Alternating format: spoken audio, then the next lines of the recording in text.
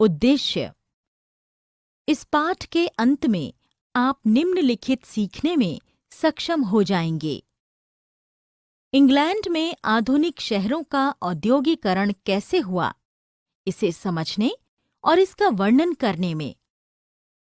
London में आवास, सफाई और परिवहन की समस्याओं को समझने और उसका वर्णन करने में।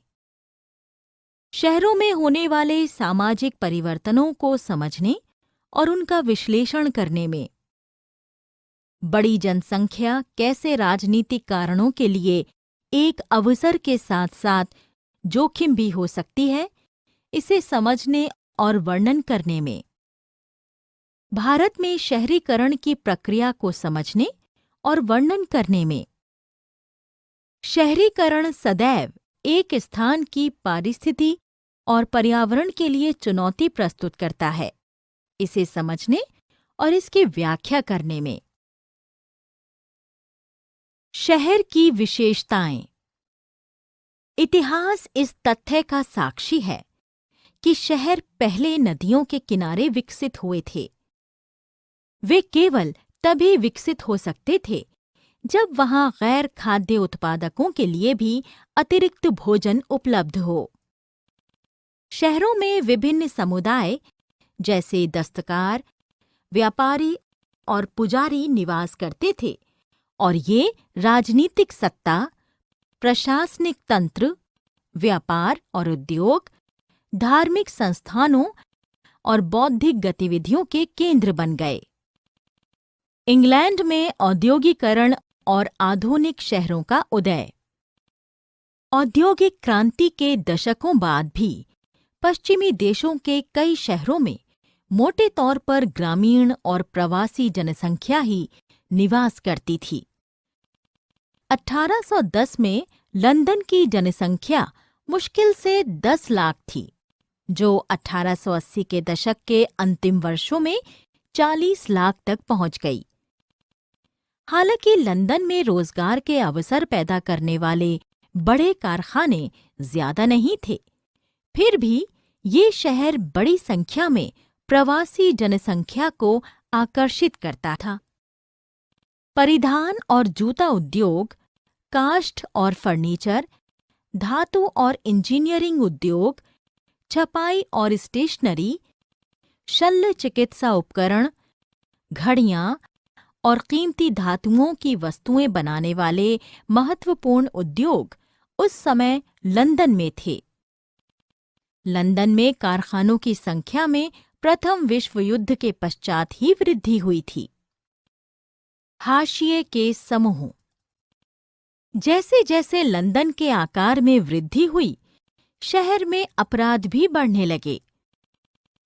सरकार अपराधियों की जनसंख्या और अपराधों के बारे में जागरूक थी और उन्हें अनुशासित करने के लिए भारी दंड लागू किए। गरीब लोगों को आपराधिक गतिविधियों में लिप्त होने से बचाने के लिए उन्हें रोजगार की पेशकश भी की गई। 19वीं शताब्दी के मध्य में अधिकांश प्रवासी महिलाएं घरेलू नौकर के रूप में कार्य करती थीं। 20वीं शताब्दी में जब अधिक से अधिक महिलाओं को युद्धकालीन उद्योगों में रोजगार मिलने लगा, तो ये दृश्य बदल गया।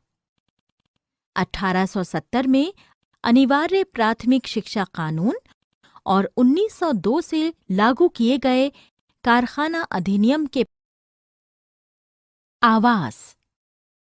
औद्योगिक क्रांति के पश्चात बहुत सी प्रवासी जनसंख्या रोजगार के लिए लंदन की ओर रुख करने लगी, परंतु कारखानों के स्वामी अपने कर्मचारियों को आवास प्रदान नहीं करते थे। वे सस्ते और असुरक्षित मकानों में रहते थे। संपन्न नागरिक इन झोपड़पट्टियों को हटाना चाहते थे। भीड़-भाड़ वाले और हवा निकासी रहित ये मकान स्वास्थ्य के लिए हानिकारक थे और इनमें आग लगने का खतरा बना रहता था। कर्मचारियों द्वारा विद्रोह की आशंका से बचने के लिए मजदूरों के लिए व्यापक आवासीय योजनाएं बनाई गईं। लंदन की सफाई। लंदन को साफ सुथरा बनाने के लिए, बस्तियों में भीड़ को कम करने के लिए अपार्टमेंट निर्माण और हरे भरे क्षेत्र बनाने के लिए कई प्रकार के प्रयास किए गए। भीड़-भाड़ वाले शहरों के प्रदूषण से बचने के लिए समृद्ध लंदन वासियों ने ग्रामीण क्षेत्रों में अवकाश गृह अर्थात हॉलिडे होम बनवाए। वास्तुकार एवं योजनाकार एबेंजर हावर्ड ने गार्डन सिटी का सिद्धांत विकसित किया। रेमंड अनविन और बैरी पार्कर ने हार्वर्ड विचारों के सूत्र को आगे बढ़ाते हुए न्यू अर्जविक नाम से एक गार्डन सिटी अर्थात बगीचों का शहर की रूपरेखा प्रस्तुत की। शहर में साझे बगीचे और सुंदर परिदृश्य थे। दुर्भाग्यवश केवल समृद्ध लोग ही इस शहर में घर खरीदने में समर्थ थे। इसी बीच लंदन के आसपास उपनगर विकसित हो गए थे, जिसने परिवहन को अति आवश्यक बना दिया था। शहर में परिवहन। लंदन की भूमिगत रेलवे ने परिवहन के संकट का समाधान कर दिया था। विश्व के प्रथम भूमिगत परिवहन का पहला खंड 10 जनवरी 1863 को लंदन के पैडिंगटन और फेरिंगटन स्ट्रीट के बीच खोला गया था। ये 900 घरों को नष्ट करने और भारी पैमाने पर गरीबों के विस्थापन की कीमत पर निर्मित हुआ था। समय के साथ भूमिगत परिवहन को लोकप्रियता प्राप्त हुई। इससे जनसंख्या के प्रसार में मदद मिली। परिणाम स्वरूप सतर्कतापूर्वक सुनियोजित उपनगर बसाए गए। कुशल रेलवे नेटवर्क ने लोगों को उपनगरों में रहने और अपने काम तक आराम से यात्रा करने। नगरों में सामाजिक परिवर्तन। औद्योगिक नगरों में जीवन धीरे धीरे पारिवारिक जीवन को प्रभावित कर रहा था। पारिवारिक बंधन नहीं रहा और विवाह संस्था टूट रही थी। जहां कम वेतन वाले श्रमिक उच्च और मध्यम वर्ग के परिवारों की देखभाल कर रहे थे, वहीं इस सामाजिक समूह की महिलाओं को अकेलेपन का सामना करना पड़ रहा था। निम्न मध्यम वर्ग में कामकाजी महिलाओं का अपने जीवन पर कुछ नियंत्रण था। सामाजिक सुधारकों ने महसूस किया कि लड़खड़ाते पारिवारिक संबंधों को बचाने के लिए महिलाओं को सिर्फ घरों तक ही सीमित रहना चाहिए। नगरों में पुरुष, महिलाएं और परिवार। 19वीं शताब्दी में राजनीतिक आंदोलनों में पुरुष भागीदारी का वर्चस्व था। जिन महिलाओं ने अपनी औद्योगिक नौकरियां खो दी थीं, उन्हें घरों में रहने के लिए मजबूर होना पड़ा। मताधिकार और संपत्ति के अधिकार की मांग करते हुए राजनीतिक आंदोलनों में भाग लेने के लिए महिलाएं भी घर से बाहर निकलीं। इस समय शहरी परिवार आकार में सिकुड़ रहे थे। वस्तुओं और सेवाओं के नए नए उभरते बाजार द्वारा परिवारों पर अब ध्यान केंद्रित किया जा रहा था। अवकाश और उपभोग। अभिजात वर्ग के लोग ओपेरा, थिएटर और शास्त्रीय संगीत प्रदर्शनों से अपना मनोरंजन करते थे। सरकारों ने लोगों को अपनी उपलब्धियों और इतिहास से परिचित कराने के लिए पुस्तकालयों, संग्रहालयों और कला दीर्घाओं की भी स्थापना की थी।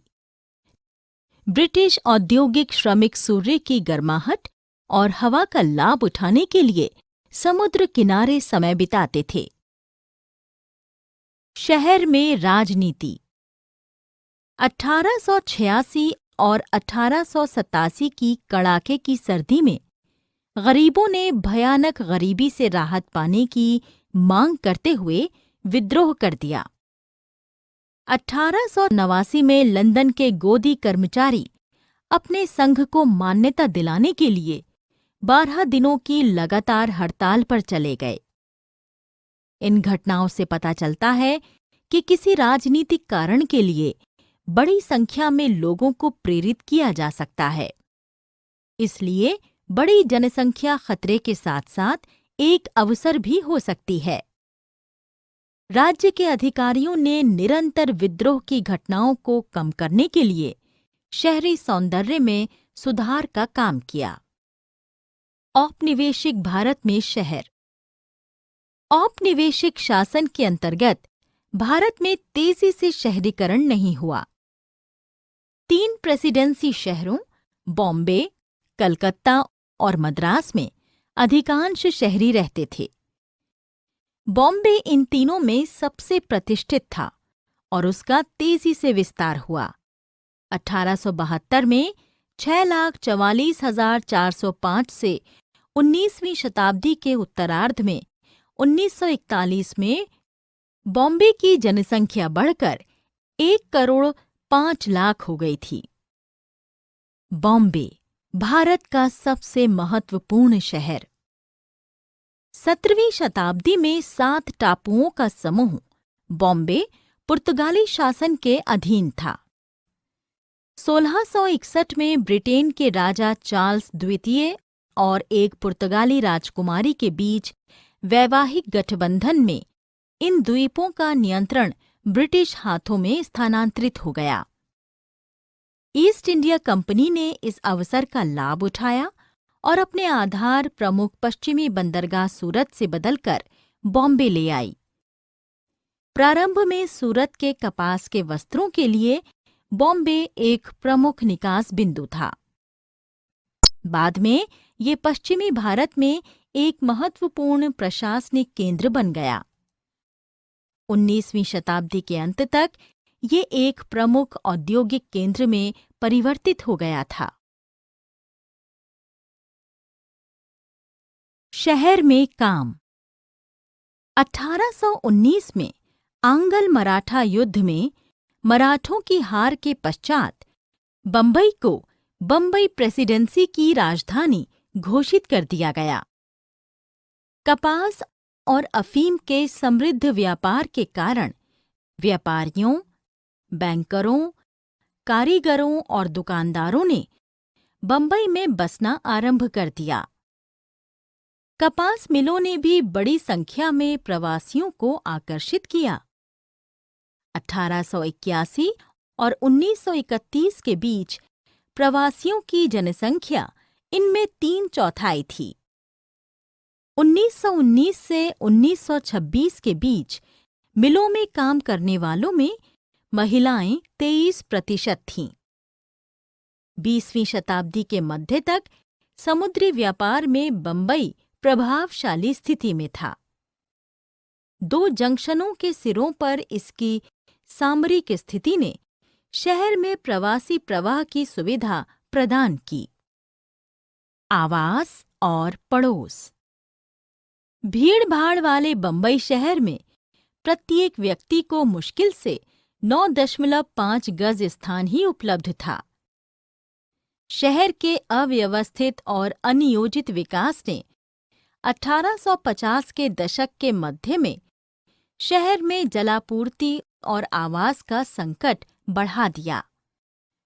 कपड़ा मिलों के चालू होने के बाद तो बम्बई के आवासीय इलाकों पर दबाव और बढ़ गया था। जहां यूरोपीय अभिजात वर्ग और समृद्ध भारतीय व्यापारी और उद्योगपति लंबे चौड़े बंगलों में रहते थे, वहीं 70% कामगार समुदाय घनी जनसंख्या वाली चौलों में रहता था। ये चौल छोटे छोटे कमरों में विभाजित बहुमंजिले भवन होते थे। इन चौलों को किराए पर देकर इनके स्वामियों ने त्वरित धन अर्जित किया। दबे कुचले या निम्न वर्ग के लोगों को किसी चौल में प्रवेश की अनुमति नहीं थी।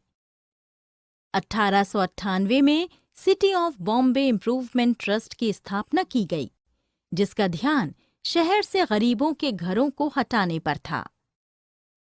1918 के किराया कानून को किरायों पर नियंत्रण करने के लिए लागू किया गया था, परंतु इसका उल्टा ही असर हुआ। मकान मालिकों ने किराए पर मकान देना बंद कर दिया, जिसके कारण आवाज की समस्या में वृद्धि हो गई। बंबई में भूमि का विकास। 1784 में बंबई के 7 मूल द्वीपों को जोड़ने की परियोजना प्रारंभ की गई थी। बंबई के गवर्नर विलियम हॉर्नबी ने विशाल तटीय दीवार निर्माण की अनुमति दी, जिससे शहर के निचले क्षेत्र पुनर्प्राप्त किए गए और शहर के क्षेत्र में 400 एकड़ की वृद्धि हुई। इसने निचले क्षेत्रों में बाढ़ को भी रोका।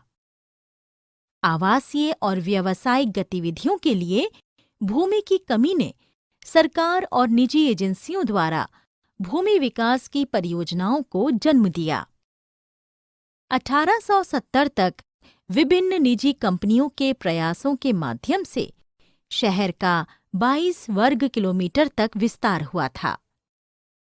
बंबई पोर्ट ट्रस्ट द्वारा प्रारंभ की गई भूमि विकास पुनर्प्राप्ति परियोजना ने 1914 और 1918 तक सफलतापूर्वक एक सूखी गोदी का निर्माण किया।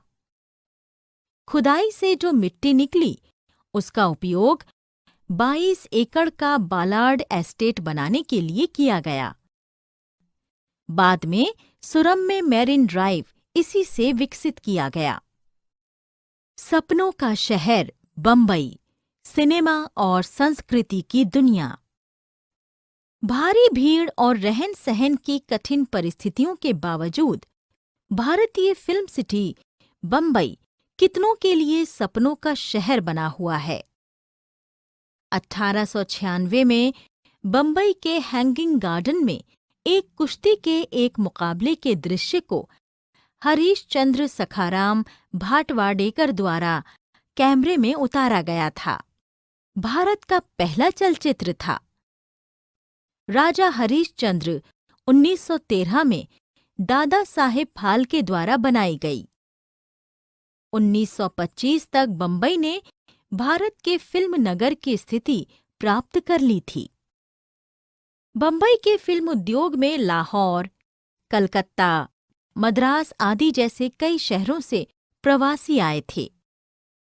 इस्मत चुगतई और सादत हसन मंटो जैसे कई प्रसिद्ध लेखकों ने भी हिंदी सिनेमा में अपना योगदान दिया। बंबई की फिल्मों ने शहर को झोंपड़ियों और फिल्मी सितारों के बंगलों के रूप में सपनों और वास्तविकता के मिश्रण के रूप में प्रस्तुत किया। शहर और पर्यावरण की चुनौती। शहरों के विकास से हमेशा उद्योगों, घरों और भवनों के लिए स्थान बनाने के कारण पर्यावरण और परिस्थिति को क्षति पहुंचती है। इंग्लैंड को भी इसी प्रकार की समस्याओं का सामना करना पड़ा था।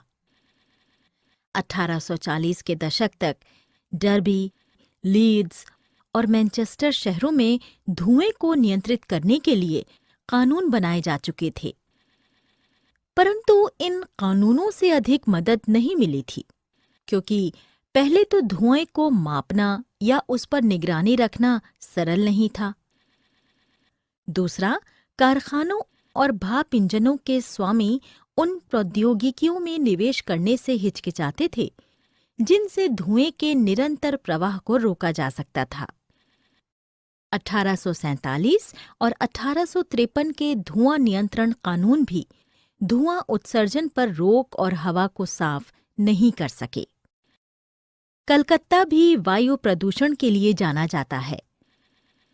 क्योंकि ये दलदली भूमि पर बसा हुआ है, कोहरे के साथ धुआं मिलकर काली धुंध उत्पन्न करता है। गोबर के उपलों और लकड़ी के ईंधन के रूप में उपयोग से भी वायु प्रदूषण होता है, परंतु कोयले से चलने वाले भाप के इंजनों का उपयोग करने वाले उद्योगों और प्रतिष्ठानों ने वायु प्रदूषण में बहुत अधिक योगदान किया है। ब्रिटिश प्राधिकारी दूषित वायु, हानिकारक वाष्पों के स्थानों को साफ करना चाहते थे, परंतु 1855 में शुरू की गई रेलवे लाइन के माध्यम से एक अन्य प्रदूषण रानीगंज के कोयले के रूप में सामने आया। भारतीय कोयले में राख की उच्च मात्रा से भी वायु को प्रदूषित किया। 1863 में कलकत्ता धुआं निरोधक कानून पारित करने वाला भारत का पहला शहर बन गया। टालीगंज की चावल मिलों में कोयले के स्थान पर धान की भूसी जलाई जाती थी, जो उच्च स्तर पर धुआं उत्सर्जित करती थी। Bengal smoke nuisance commission, Bengal धुआं निरोधक आयोग के निरीक्षकों ने औद्योगिक धुएं को तो नियंत्रित कर लिया, लेकिन घरेलू धुएं को नियंत्रित करना एक मुश्किल बनी रही।